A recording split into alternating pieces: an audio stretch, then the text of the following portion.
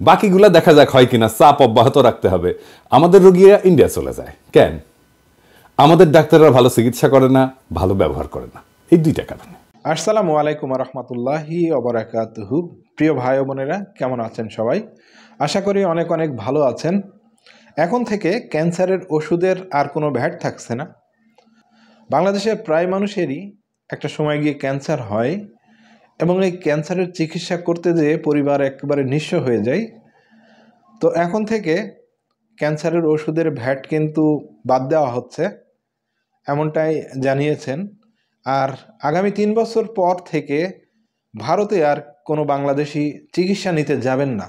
আজকে শুনবো পিনাকি ভট্টাচার্য দাদার কথা, তিনি কি বলেন। তিনি আগে বেশ কয়েকটা এপিসোড বানাইছিলেন যে পরামর্শ দিয়ে সরকারের কিভাবে কি করা উচিত, কিভাবে করলে মানুষের উপকার হবে, দেশ আরও সামনের দিকে এগিয়ে যাবে, সেই বিষয়গুলো কিন্তু মাথায় রেখে তারা কাজ শুরু করেছেন। তাহলে দেখেন যে চাপে রাখলে কিন্তু কাজ হয়। আর আমি তো দেখছি না যে পিনাকি ভট্টাচার্য তিনি নিজের স্বার্থ ভাবছেন, তিনি কিন্তু দেশের মানুষের কথাই ভাবছেন বরাবর। আর তিনি একজন প্রকৃত দেশপ্রেমিকই বলা যেতে পারে। তাহলে শুনবো আজকে তার কথা। আর আজকের ভিডিওর ক্রেডিট হচ্ছে পিনাকি ভট্টাচার্য। আমি বলছিলাম স্বাস্থ্য মন্ত্রণালয়ের সংস্কার নিয়ে আরো এপিসোড করব। আমি এপিসোডটা করছি, দেখছেন তো। আজকে আরো কিছু বিষয় নিয়ে টাচ করবো। তো আহ্বানকারী স্বাস্থ্য প্রতিমন্ত্রী মানে সাইদুর রহমান খসরু ভাই পরশুদিন ফোন দিয়েছিলেন, কইলেন যে আপনার আগের এপিসোডের প্রত্যেকটা ইস্যু নিয়ে কাজ করতেছি আমরা, খুব দ্রুত ক্যান্সারের ওষুধের ভ্যাট শূন্য করে দেওয়া হবে আলহামদুলিল্লাহ। তার মানে ক্যান্সার ওষুধের দাম 16.5% জব করে কমে যাবে। বাকিগুলা দেখা যাক হয় কিনা, চাপ অব্যাহত রাখতে হবে। আমাদের রোগীরা ইন্ডিয়া চলে যায় কেন? আমাদের ডাক্তাররা ভালো চিকিৎসা করে না, ভালো ব্যবহার করে না, এই দুইটা কারণে। কিন্তু ডাক্তার যখন বাইরে হয় মেডিকেল কলেজ থেকে, তারা তো আগুন বরাবর হয়। সে ডাক্তারগুলো নষ্ট হয়ে যায় কিভাবে?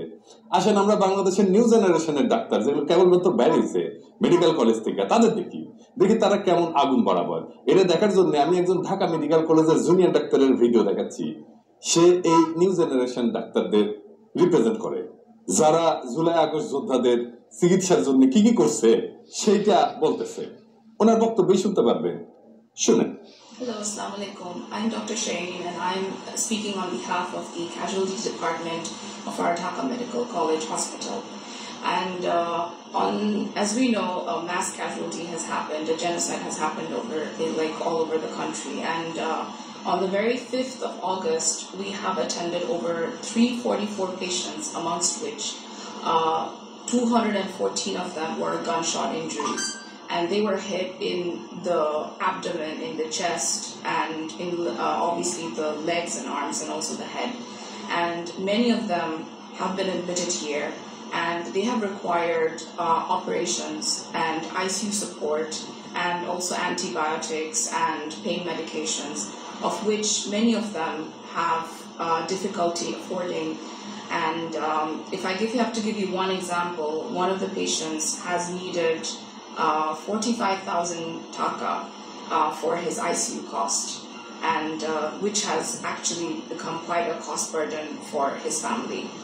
So as a government hospital, we try to give many of the medications and suture materials from our supply, but in this time of heavy pressure of so many patients, we have actually not been able to really cover up all the deficit.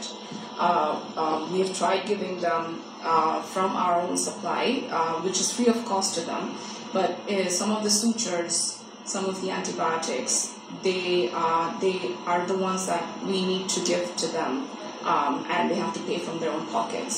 And they were there on the streets, they were there fighting for our rights, and I believe that it should not be upon them to pay for these costs. Some of the sutures are actually quite expensive. They can range from 1,000 to 2,000, and in a gunshot in the abdomen where there's rupture and perforation of so many organs like the stomach or the small gut, large gut, and we need some very delicate, some very good material sutures, which obviously the cost sometimes has to be taken up by the patient party. So on an average, I do appreciate the effort taken up by the ULAB students in order to like raise up some funds for the underprivileged patients over here. And as for for example, like, and any kind of funding is most appreciated. Some of the pain medications, for example, Voltaren suppository for pain, it costs around 60 taka, and some of these patients can't even afford that. So you donating even as a minimum of 60 taka can actually help make a difference. You can alleviate the pain of a patient for that day. So even the most minimum of funding of donation is most appreciated. So I thank you all on behalf for thinking about this and donating to this cause. Thank you to the ULAB community as well for thinking of this approach. Thank you. এই আগুন বরাবর ডাক্তারেরা better management deserve করে না? এরা better leadership deserve করে না? এই আগুন বরাবর ডাক্তারদের হাতে পাইয়া বাংলাদেশের রোগীদের যদি ইন্ডিয়া দৌড়াইতে হয়, তাহলে সমস্যা আসলে অন্য জায়গায়। আমি আজকে সেই জায়গায় হাত দেব। কেন এই আগুন বরাবর ডাক্তারদেরকে দিয়া বাংলাদেশের স্বাস্থ্য ব্যবস্থা ভালো করা যাইতেছে না? কেন বাংলাদেশের রোগীরা বিদেশে পাড়ি দেয়, ইন্ডিয়ায় পাড়ি দেয়? আসলে আল্লাহ শুরু করি, আল্লাহ নামে।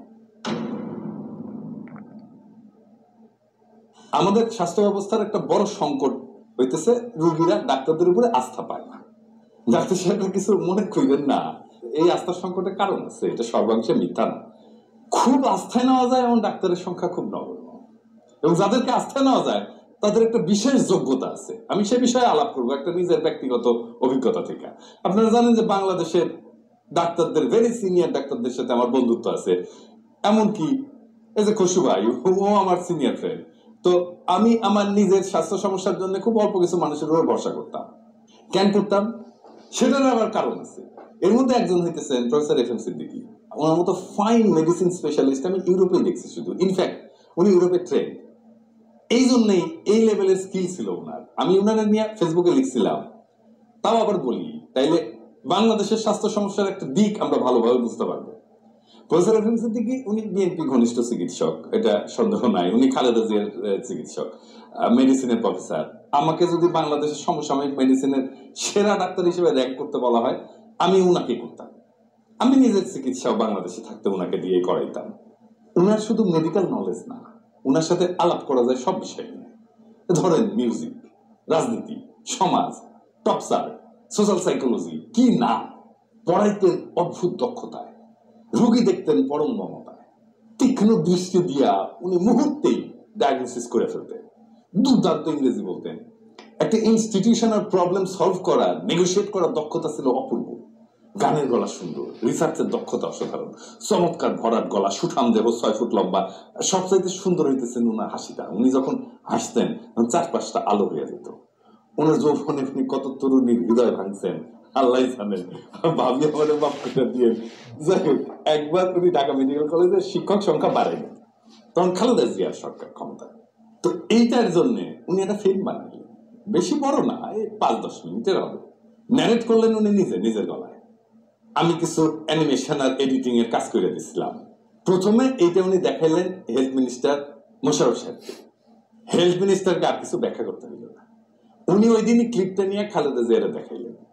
খালেদা জিয়ারও হেলথ মিনিস্টারকে কোনো ব্যাখ্যা করতে হয়নি। পাশ হয়ে গেল অতিরিক্ত পদ।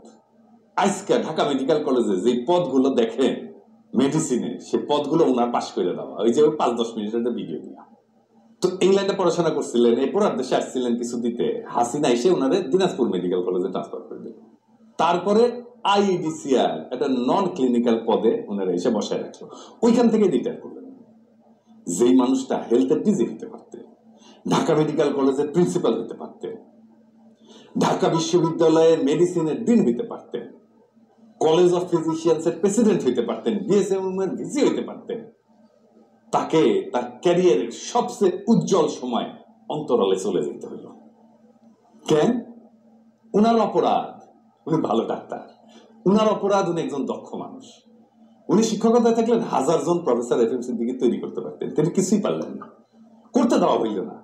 বাংলাদেশের বেস্ট মাইন্ডগুলোকে কখনোই বাংলাদেশের জায়গা দেওয়া হয় না, এটা খেয়াল রাখবেন। ওনার একমাত্র অযোগ্যতা ওনার মেধার দক্ষতা।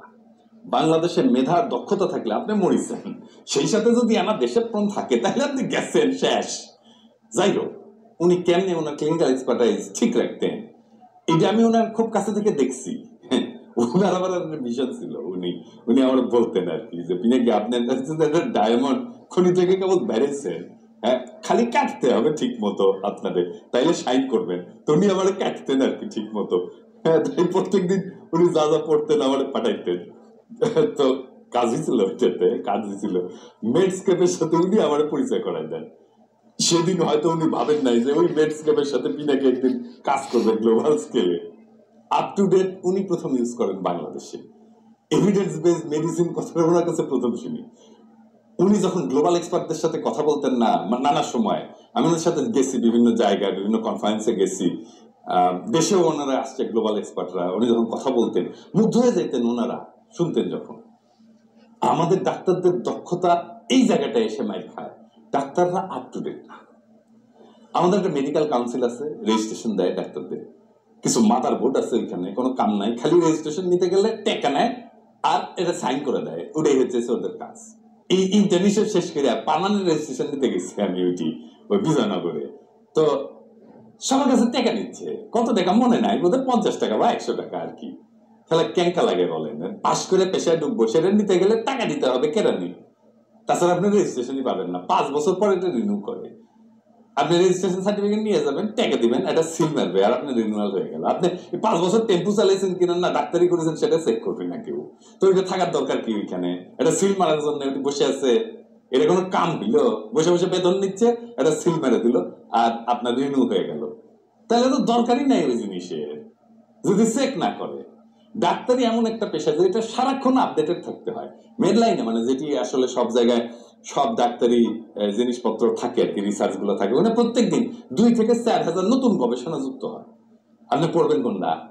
এই জন্য পশ্চিমে হাইলি স্পেশালাইজ লোকেরা আছে যারা সাইকা তোলে যা যা পড়া দরকার, এগুলো নিয়ে ওদের বলে কন্টিনিউড মেডিকেল এডুকেশন, কন্টেন্ট বানায়।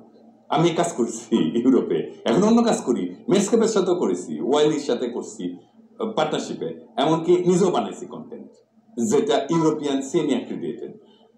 দারুণ দারুণ সব কন্টেন্ট বানাইছি। এটা গল্প বলি, ইন্টারেস্টিং এই সেমি কন্টেন্ট বানানো নিয়ে। আমার ইংল্যান্ডে 2 জন ডাক্তারের সাথে কাজ করতে হবে আর কি, এইটা 2022 সালের কথা। তো একজন সাদা চামড়ার, একজন আমাদের এলাকার মানে আমাদের অঞ্চলের আর কি, মানে ওই অঞ্চলের, নামটা মুসলিম কিন্তু চেহারা মিক্সড, অনেকটা পাকিস্তানিদের মতো। তা আমি ওরা খুঁজে পেয়েছিলাম মেডস্কেপে, ভালো ট্রেনার, জিপি ট্রেনার। তো তার বেশ কিছু সিএমই আছে। তো আমি জিজ্ঞাইলাম যে তুমি পাকিস্তানি নাকি? তো বললো যে না, আমার বাবা অরিজিন বাংলাদেশ, সিলেটার, মা ব্রিটিশ, তবে আমি কখনো বাংলাদেশে যাইনি। ও এনএইচএস এর জিপিদের ডার্মাটোলজি ট্রেনিং করায়, সার্টিফাইড জিপি ট্রেনার। তো আমারও তো আমরা অ্যাটোপিক ডার্মাটাইটিস নিয়ে একটা সিএমই করবো জিপিদের জন্য। তো এখন রেকর্ড করতে হবে ভিডিও, 50 মিনিটের ফাইনাল ফুটেজ হবে। তো স্টুডিও লাগবে ভালো, কারো তো চিনি না ইংল্যান্ডে। তো ইংল্যান্ডের কলিগদের বললাম, কয়েকজনকে কমেন্ট করলো কাজ আর রেট দেখা পোষায় না, আমার বাজেটে কুলায় না। যাই হোক, এমন সময় রিফাত হাসান, মানে এই রিফাত হাসান, ও কিন্তু অনেকদিন থেকে আমার গ্রাফিক ডিজাইনের কাজ করে। আমি গ্রাফিক ডিজাইনের কাজের খুবই ভক্ত। আমি ঢাকায় থাকতে আমার কোম্পানির সব গ্রাফিক ডিজাইনের কাজ ওই করতো। ওর কাজ খুবই ভালো, গ্লোবাল স্ট্যান্ডার্ডে। আমার বইগুলোর প্রচ্ছদ, ইলাস্ট্রেশন সব কিন্তু ওর করা। এখানেও কাজ করেছে আমার কোম্পানিতে, কিছু প্রশংসা পাইছে খুব। তো রিফাত বললো যে বান্না তো লন্ডনে থাকে এখন, ওই বান্নাও আমার সাথে কাজ করতো ঢাকায়।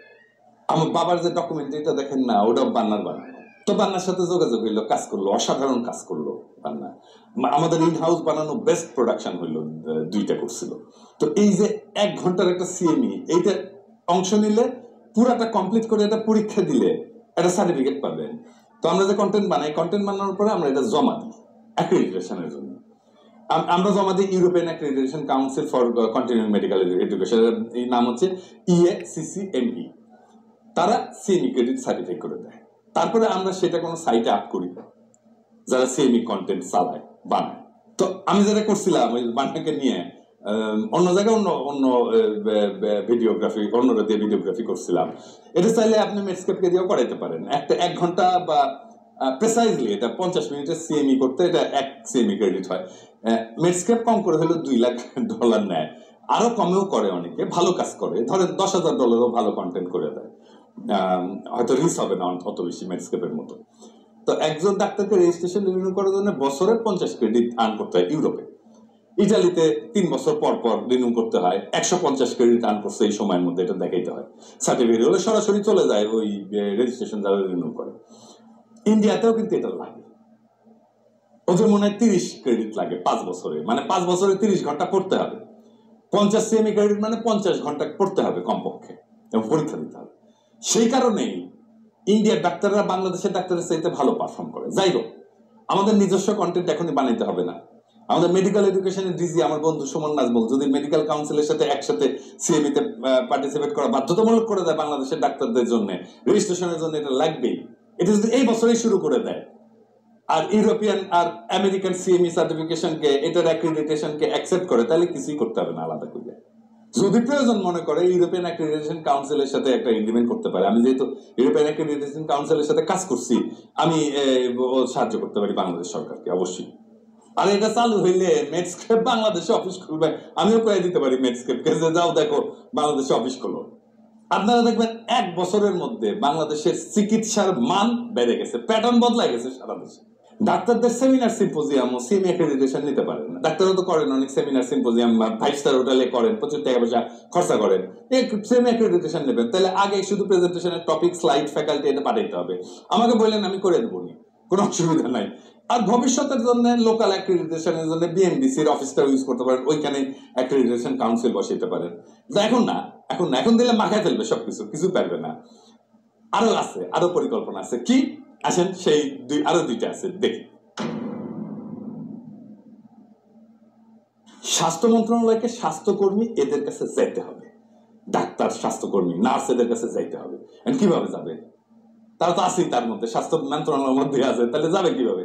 মানে কারো কাছে যাওয়ার জন্য আমরা 2টা ফর্ম ইউজ করি, এটাকে বলে হচ্ছে B2B আর B2C। B2B মানে হচ্ছে বিজনেস টু বিজনেস আর কি, মানে একই ধরনের লোকজনের মধ্যে যখন যোগাযোগ হয় এটাকে B2B বলে। আর B2C হচ্ছে বিজনেস টু কাস্টমার, মানে 2 লেয়ারে বিজনেস কাস্টমারের সাথে যোগাযোগ করবে। তাহলে B2B ফর্ম কি হবে? সেটা হচ্ছে স্বাস্থ্য মন্ত্রণালয়ের একটা বাৎসরিক সম্মেলন হবে, সেটা উপজেলা পর্যায়ে হবে, তারপরে উপজেলা থেকে জেলা হবে, জেলা থেকে কেন্দ্রীয় হবে। কি কি ওখানে আলাপ হবে? কোথায় ভালো কাজ করছি, কি কাজ করছি, সেখানে দুর্বলতা কি ছিল, বেস্ট প্র্যাকটিস কি, আমার বেস্ট রেজাল্ট কি, আমার সামনের বছরের অবজেক্টিভ কি, আমাকে কি অ্যাচিভ করতে হবে, অ্যাচিভ করার জন্য আমার কি ট্রেনিং লাগবে, কি রিসোর্স লাগবে। তা আমার ভালো কাজ করলে তো আমার কাউরে পিঠ চাপড়াই দিতে বলতে হবে, সাবাস, কে কোথায় কোন ভালো কাজটা করছে, যেটা আমার সারা দেশে আমরা কপি করতে পারি, স্মরণ করতে পারি। সেই সমস্ত দেখার জন্য একটা B2B ফর্ম লাগবে। তো সেটা কি হইতে পারে? সেটা হইতে পারে যে বাৎসরিক কনফারেন্স, যেটা বললাম, কনফারেন্সটা উপজেলা পর্যায়ে হইতে পারে, জেলা পর্যায়ে হইতে পারে, এমনকি বিভাগীয় পর্যায়ে হইতে পারে, তবে অবশ্যই একটা সেন্ট্রাল পর্যায়ে হইতে হবে। অনেকটা রাজনৈতিক দলের সম্মেলনের মতো ধাপে ধাপে ধাপে ধাপে করে বেস্ট লোকগুলো আসবে সেন্ট্রাল পর্যায়ে, এবং সেন্ট্রালে 5 দিন হোক 7 দিন হোক, সারাদিন ধরে চলবে। সেখানে ট্রেনিং হবে, বেস্ট প্র্যাকটিস বলা হবে, সামনের বছরের পরিকল্পনা দেওয়া হবে, গত বছরে কি কাজ করলাম সেটার অ্যানালাইসিস হবে, কি কি দুর্বলতা ছিল, কি কি সবলতা ছিল সেটা দেখা হবে, এবং এইখান থেকে সকল একটা ডিরেকশন নিয়ে, একটা মোটিভেশন নিয়ে ফিরে যাবে সকল ডাক্তার, নার্স, স্বাস্থ্যকর্মী। পুরস্কার দেওয়া হবে যারা বেস্ট প্র্যাকটিস করছে, যারা ভালো জিনিস করছে, অ্যাকনলেজ করা হবে, অ্যাচিভমেন্ট সেলিব্রেট করা হবে। আর সামনের বছর কি অ্যাচিভ করবো সেটা জানিয়ে যাবে, তাহলে একটা ডিরেকশন থাকবে। এরপরে স্বাস্থ্য মন্ত্রণালয়কে যাইতে হবে মানুষের কাছে। সেটা কিভাবে সম্ভব? আমাদের যেভাবে বাণিজ্য মেলা হয় না, ঠিক সেইভাবে স্বাস্থ্য মেলা হবে প্রত্যেক উপজেলাতে, জেলাতে, এমনকি কেন্দ্রীয় ভাবে। সরকারের তেমন কোনো খরচা হবে না।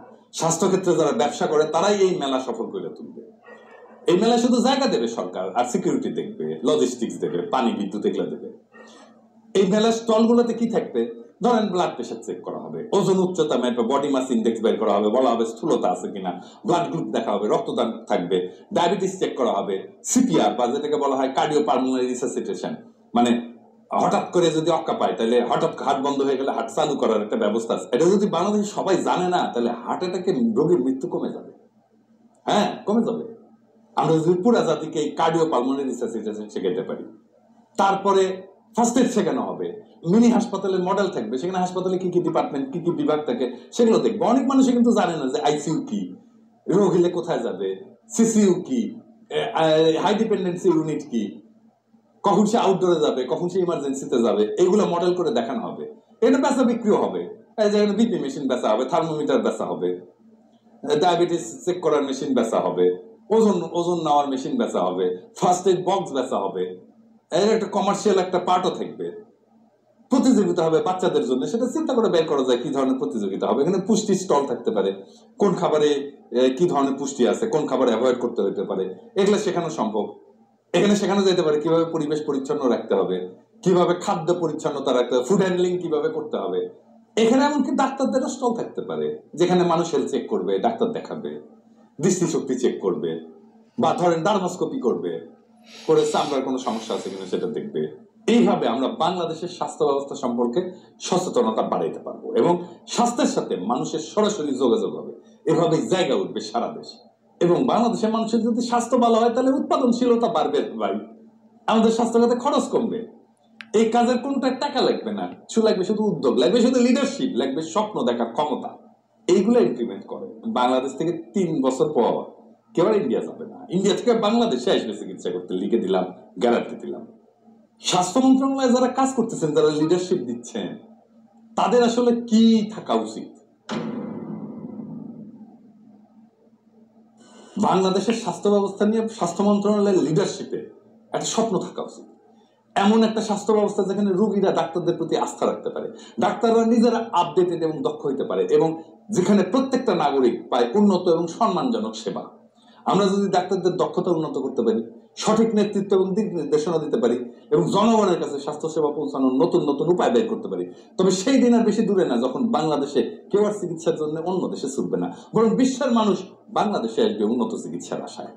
আসেন আমরা সবাই একসাথে কাজ করি, স্বাস্থ্য মন্ত্রণালয়, নার্স, চিকিৎসক, স্বাস্থ্যকর্মী এবং সাধারণ জনগণ স্বাস্থ্য সেবার এই কাঙ্ক্ষিত পরিবর্তন আনার জন্য। এটা কোনো অসম্ভব স্বপ্ন না, এটা একটা বাস্তবসম্মত স্বপ্ন। এটা একটা বাস্তবতা হইতে পারে যদি সবাই আমরা উদ্যোগ নিই, নেতৃত্ব দিই, স্বপ্ন দেখি এবং বাংলাদেশকে একটা স্বাস্থ্য সেবার মডেল দেশে রূপান্তরিত করার জন্য ঐক্যবদ্ধভাবে আগায় যাই এবং মিশনটা নেই। যদি মনে করি আমরা যাবো, আমরা যেতে পারবো। সাধারণ মানুষের জীবনের মানের উন্নয়নে এই উদ্যোগ, স্বাস্থ্যের উদ্যোগ আমাদের পথ দেখাবে এবং একদিন আমরা গর্ব করে বলতে পারবো বাংলাদেশের ডাক্তারেরা, নার্সরা, স্বাস্থ্যকর্মীরা শুধু রোগী না, পুরো জাতিকে সুস্থ রাখার শপথ নিয়ে এগিয়ে চলছে। ইনকিলাব জিন্দাবাদ। প্রিয় ভাই বোনেরা, কেমন লাগলো পিনাকি ভট্টাচার্য দাদার পরামর্শগুলো আজকে? অবশ্যই আপনাদের মতামত কমেন্ট বক্সে কমেন্ট করে জানিয়ে যাবেন। আর আজকাল এমন মানুষ আছে যে ফ্রি একটা পরামর্শ দিবে সব দেশের মানুষের জন্য। হ্যাঁ, আমার তো মনে হয় যে আগেই পরামর্শ দিতে গেলে চিন্তা করবে যে আমার লাভটা কি, তাই না? এরকম না? এরকমই। কিন্তু এই ব্যক্তি পিনাকি ভট্টাচার্য দাদা যে পরামর্শগুলো দেয় তার তো কোনো লাভ আমি দেখি না। হ্যাঁ, কিন্তু সে দেশের জন্য দেয়, দেশের মানুষের জন্য পরামর্শগুলো দেয়, তাই না? প্রত্যেকটা মানুষের এমনই হওয়া উচিত যে সবাই যেন সঠিক পরামর্শটা দেয়, তার ভিতরে যেন কোনো স্বার্থ লুকিয়ে না থাকে। কি আর বলবো, বাংলাদেশের যে অবস্থা তাতে স্বার্থ ছাড়া কেউ গান গায় না। এই ভিডিওটা শেষ করলাম।